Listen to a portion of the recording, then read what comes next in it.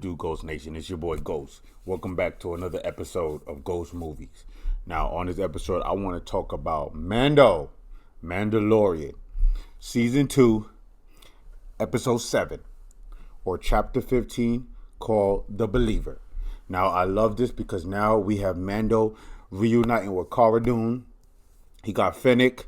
He got Boba Fett. Got Slave One.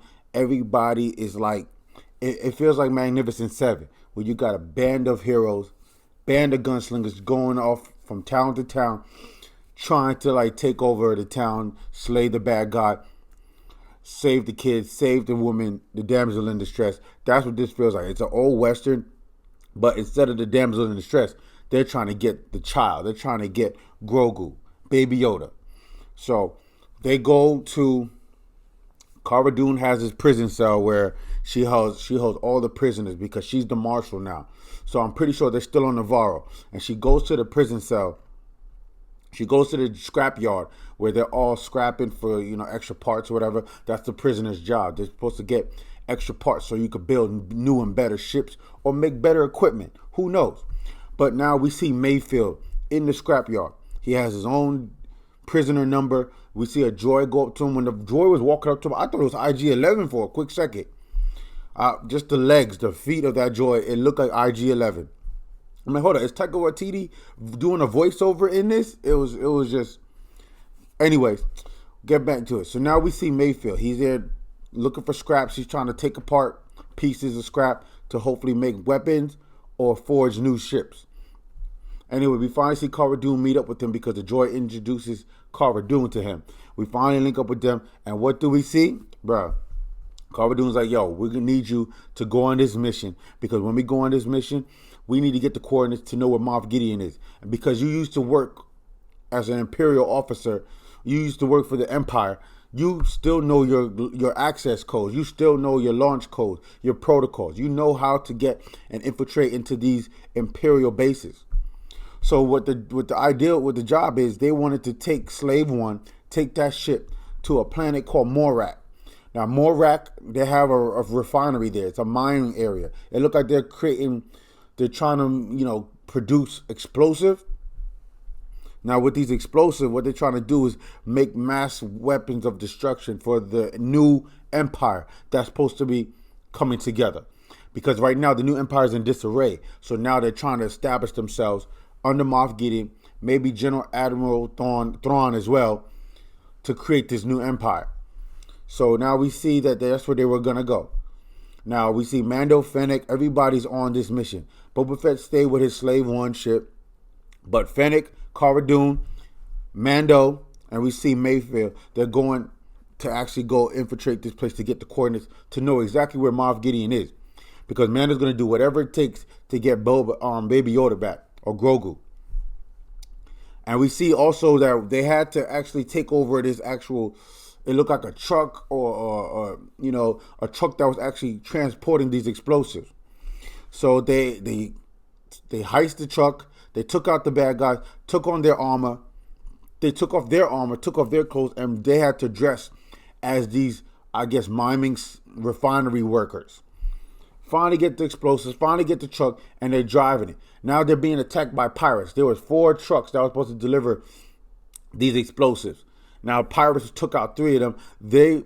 Mando and Mayfield are the only ones that's left. Only ones that's left to transport this stuff to the actual refinery. So Mando has to say, okay, you keep driving, Mayfield. I'm going to go on top and I'm going to take out these pirates. Mando went savage. I love the freaking choreography with the fight scene on top of the actual transport.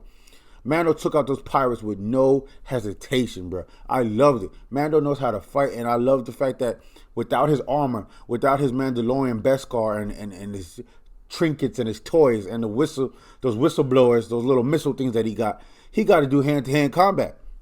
And he was kicking their ass, boy, knocking them off the transport, having them fly and blow up the other, pirates that were on their own little convoy. It was great to see that, man. Mando, that's what I love. I love to see, man, the talking and dialogue is important, but the fighting is what grabs me into Star Wars. Not just the lightsaber fights, but the hand-to-hand combats, the blasters. All that stuff makes Star Wars so great. Good to see Mando kicking some ass, taking names, got them off of the transport, off the freaking convoy. They were able to transport those explosives to the refinery. Now, when they were in the refinery, Mayfield already took off his helmet. And when you go there, you're identified by TK numbers. TK111, TK595, TK593. Those are your numbers. So you could take off your helmet and nobody would identify you. We see a couple of lieutenants there, and all of a sudden Mayfield's like, I can't go in there because one of the lieutenants I worked under back in the day when I served for the Imperial. So I'm not going to go. Mando, you got to do it. So Mando's like, okay, give me the thing and I'll get the coordinates. He takes it from Mayfield. He goes get the coordinates. Here comes the lieutenant. Look at him. Oh, stormtrooper. Mando's not even making eye contact. And at this moment, Mando's trying to punch in to get the coordinates, but they're saying, oh, facial recognition incorrect. Mando had to take off his helmet. My jaw dropped. I was like, Mando took off his helmet. He's literally doing whatever it takes to get Baby Yoda back. Or Grogu. I keep saying Baby Yoda. But he's doing whatever it takes to get Grogu back, son. I loved it, man. It was so great to see that. Because that's his son. That's his child. I'll do whatever it takes to get my kid back. Whatever it takes. So he finally got the coordinates to know where Moff Gideon is. And the lieutenant's like, okay, what's your name? What's your TK number? And here comes Mayfield trying to save Mando because Mando is just speechless. He can't talk. Mayfield's like, yo, we just call him Brown Eyes. He's kind of deaf. He lost his hearing in battle. You got to speak up more. So, okay. Now here comes the lieutenant and say, okay, have a seat with us. I want to drink with you guys because you guys were the only ones successfully to deliver the convoy to the refinery. So they finally sit right across from each other, and then all of a sudden the lieutenant is starting to tug on Mayfield's heartstrings a little bit because they're talking about the previous wars and the previous battles, and here comes Mayfield going at it with his heart. I got to get this off my chest. What about those mutters? What about those workers? They're fighting. You guys killed. The Empire took out all those families. But did you ever think about, okay, what about their families? They're fighting for the greater good. Okay. And the lieutenant's like, okay, but the Empire, we survived, man. We thrived in number. We're surviving even now as the new Empire is starting to assemble. Come on, bro. Lives had to be taken. And all of a sudden, Mayfield went off, and he took out his blaster and shot the lieutenant right then and there. The lieutenant or the officer, whatever his name, shot him right there where all the other troopers, the stormtroopers, everybody else saw that. All of a sudden, Mayfield and freaking Mando had to get up out of that refinery, man. They hopped on the window, bust a couple of, window sills or blinders open. They had to bust a couple of blinders open, the steel blinders. They had to get on the ledge, and they were literally hanging, maybe 20, 30 feet above in the air over water. That was the only thing between them and the landing in the hard place. It's either you have the stormtroopers that you have to fight or you jump off into the water. But we see Cara Dune, we see Fennec. Those characters, they had their sniper rifles. They were taking out the stormtroopers so Mando and Mayfield can get away safely. It's good to see this, man, because I didn't know Mayfield was a badass like that. I thought he was just a tech whiz. He could get in and out of things by hacking into systems. That's what I thought he was. This dude was shooting very good with the blasters, bro. Not only that, when they finally got onto Slave One, Boba Fett came to rescue all of them and fly them away. Dude, Mayfield's like, yo, Mando, give me that freaking scope. Give me that sniper rifle right there, bro. This man locked on the freaking explosive and blew up the whole refinery, dude, with one scope, one shot. This dude could be very useful to Cara Dune's army, because she's the marshal now in Navarro. She probably going to have an army or whatever. This dude will be very good for him. They let him go. After he saved their hiney, shot up the whole refinery, you get a couple of TIE fighters coming after them.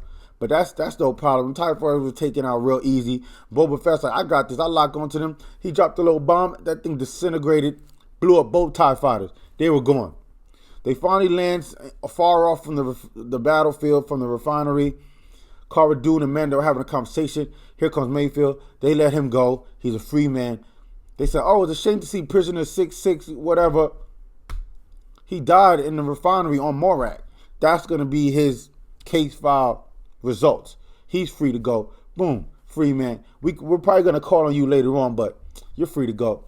Mando's like, get out of here, bro. We don't need you no more. Thank you for your help. And at the end, I love the end of it, man, because one of the officers was able to get the a beacon signal. A message was sent right to Moff Gideon, son. And lo and behold, it was Mando. Talking about, I know what you have. You have something very precious of mine. Threatening Moff Gideon. Moff Gideon, he don't look shook, but he looked very upset. Who is this imposer? Now you know who it is.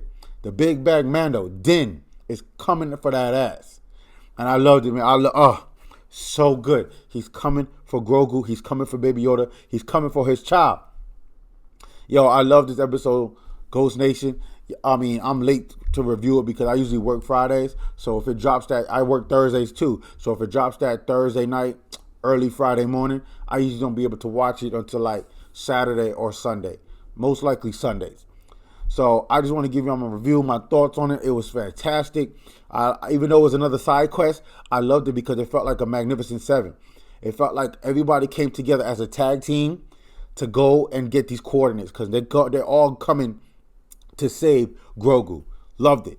Next week is the final episode. I enjoy doing these videos every single week because I get to talk about Mandalorian. I'm a diehard Star Wars fan. Don't like the sequels. Love the originals, but I have even a deeper affection for the prequels. Y'all gonna get mad at me about that, but I love the prequels so much. Yes, I could pick any random day and watch the originals. A New Hope, you know what I'm saying? I mean, Return of the Jedi, okay.